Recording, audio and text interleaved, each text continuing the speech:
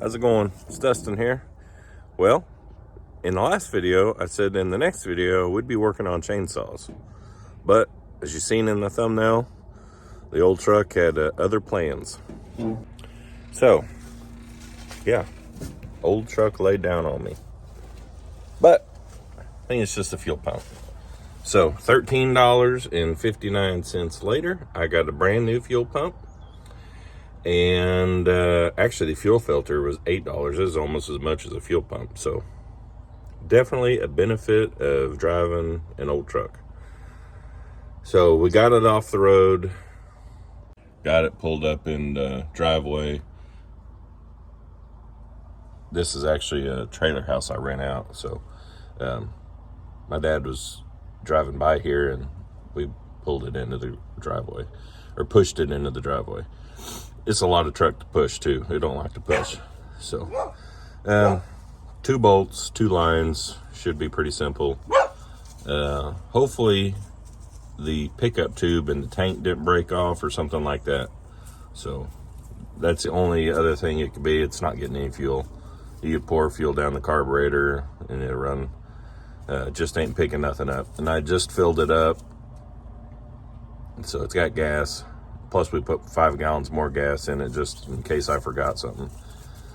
So as long as the pickup is good, should be slap a new fuel pump on it and go to town. So that's what we're going to do right now. Got a new O'Reilly's Special Precision fuel pump. And like I said, it was a whopping $13.59. Got a new gasket. I don't know. Somebody put an extra one in there. Got a new fuel filter. Like I said, the fuel filter was $8.59, but it screws into the carburetor. So if it had just been a regular inline, it'd have probably been $2 or $3. So $21. I think it was $21.59 or something like that for both of them, or $22.59. I don't know. It was ridiculously cheap. So, well, gonna crawl under there, and it's just right there under the. It's right there. 2 bolts, 2 lines. So as long as the pickup tube's not broke off or clogged up or something, should be up and running here pretty quick.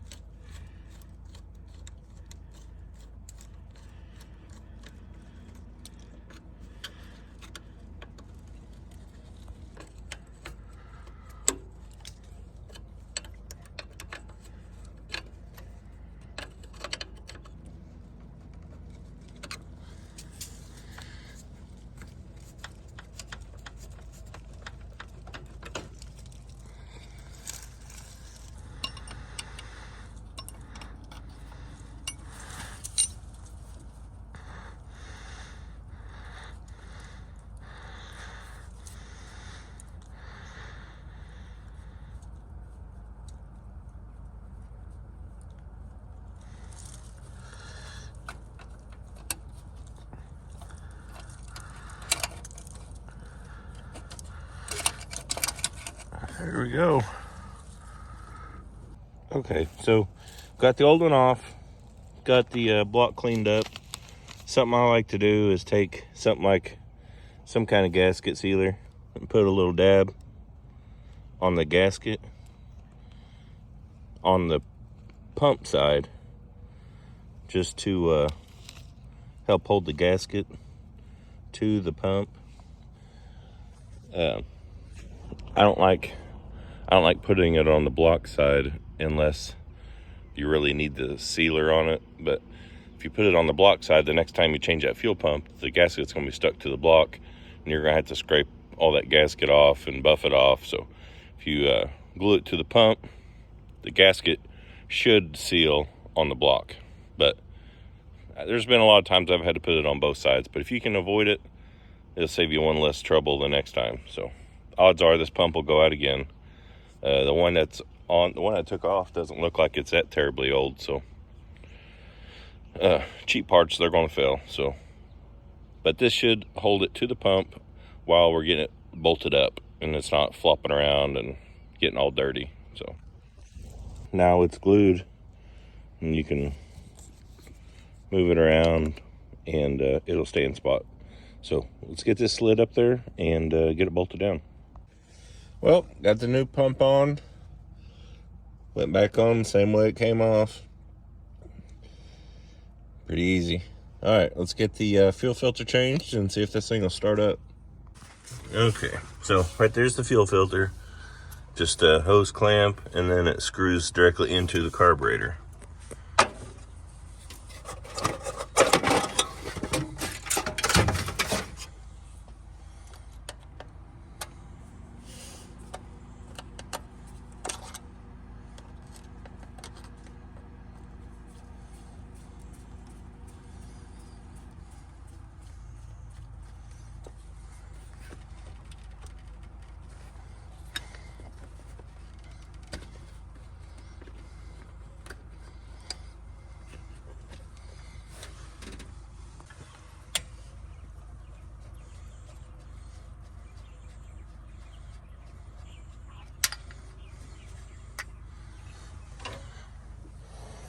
Okay, so got a new one here. Since this has pipe thread, I want to put some sealant on the threads. I personally don't like thread tape on anything that contacts fuel, whether it be diesel or gas. I've seen little pieces of that tape get hung up and stuff. So I always like to use some sort of gasket sealer or liquid thread sealer or something like that. It doesn't take much.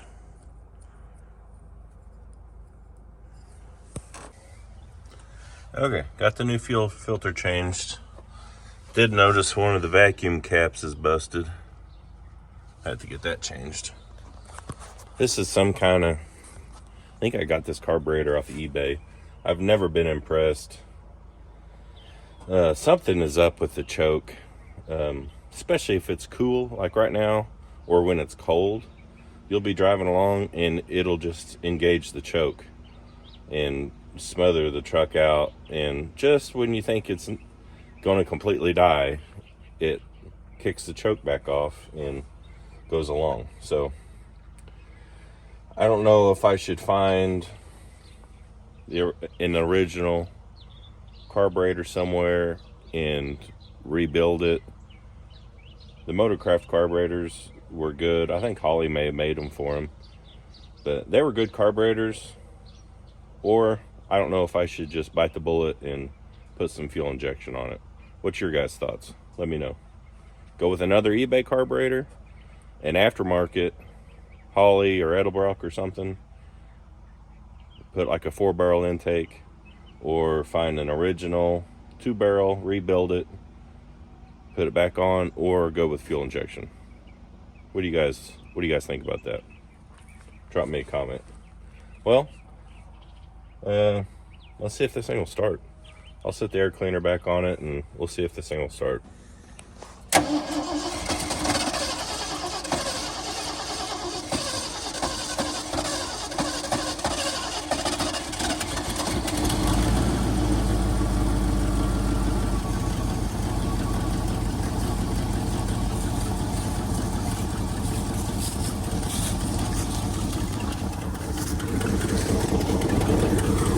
There we go. Back to life. Air cleaner back on there.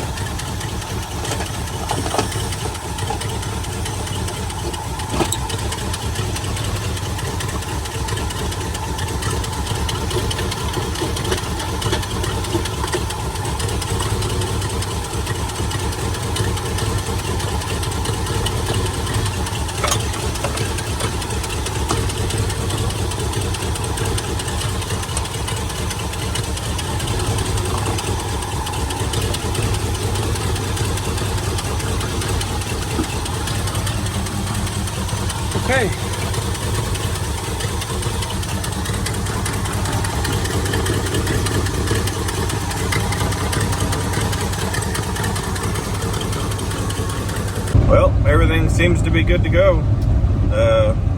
About a mile down the road, everything's running good. So, good deal. I replaced the fuel pump with a 1/2-inch wrench and a flat tip screwdriver. And $22 for a fuel pump and a fuel filter. So, there are advantages to driving old crusty junk. Of course, I ain't got AC, so, but I'll take my problems. Definitely need to get the truck in for some maintenance, and I need to figure out something on that carburetor. I drive the truck. This is my daily driver, so I need a better carburetor for the winter. Last winter was awful. Anytime I tried to drive somewhere in the cold, it was going to act up. And it's starting to get chilly, so I need to figure something out. Like I said, I got a couple options. Buy another eBay carburetor or fix what could be wrong with this one. I don't know. Like I said, you'll be driving along, and especially, it don't really do it in the summer. It's just when it's cold. It's like the choke will flip on and off. And it's an electric choke. The Amazon or the eBay carburetors are dirt cheap, but this is like the third one I've had. They don't last. They usually start leaking almost immediately. I've had good luck with this one, but option 2, find an original carburetor, get it rebuilt, hook all that crap back up, all the vacuum stuff back up the way it's supposed to be. Option 3, pull all that crap off, put a aluminum 4-barrel intake on it with an aftermarket carburetor, Edelbrock, Holley, something like that. Do away with all that garbage. And option 4, fuel injection. Now, I'm going to be honest with you, that's the least likely, just because of what it costs. Unless there's something out there that you guys know about that's pretty cost effective. I'm not making 1,000 horsepower or nothing here. To be honest with you, it's probably a miracle if it's making 200. So I don't need some big god-awful drag car setup. So if there's something out there that you guys know of that works, that's not any more expensive than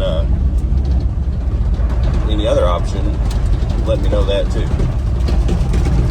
But I also need to, I've got a brake hanging up.